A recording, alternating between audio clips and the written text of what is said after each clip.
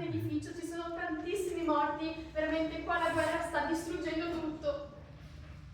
Buonasera, vi contattiamo dalla Palestina dove è appena stato bombardato un altro ospedale. Ci dispiace annunciarvi che sono stati ritrovati. Dammi subito il telecomando. Non penso proprio, Sì, sento che mi dà sempre le stesse cose. Devo guardare la guerra, No, dove sono le stesse cose? è una cosa importante. Basta! Vi sembra un motivo valido per litigare? Molto valido.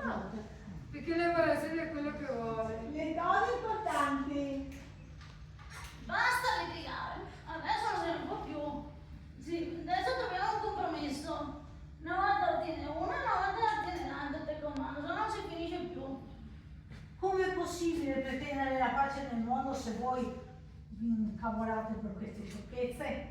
Infatti, come possiamo pretendere che possa esserci la pace nel mondo se continuate a perdere tempo per queste sicurezze? Noi non possiamo risolvere i problemi delle grandi guerre. Esatto, però comunque nella nostra quotidianità possiamo imparare a comportarci in armonia.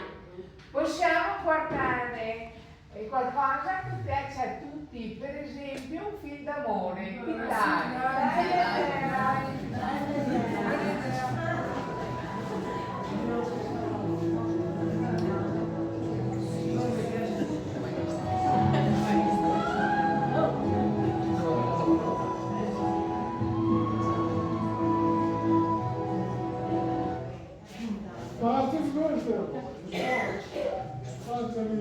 Perché non guardavo un film documentario? Bello documentario.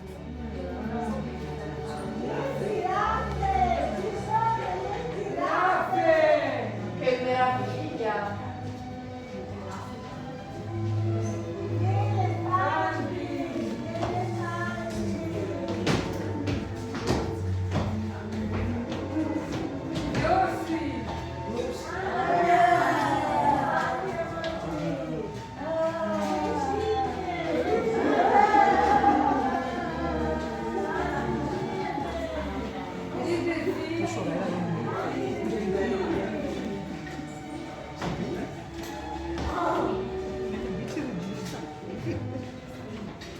Che meraviglia la natura! Dobbiamo imparare dalla natura a vivere in armonia. Cari ascoltatori, vi lasciamo con un augurio.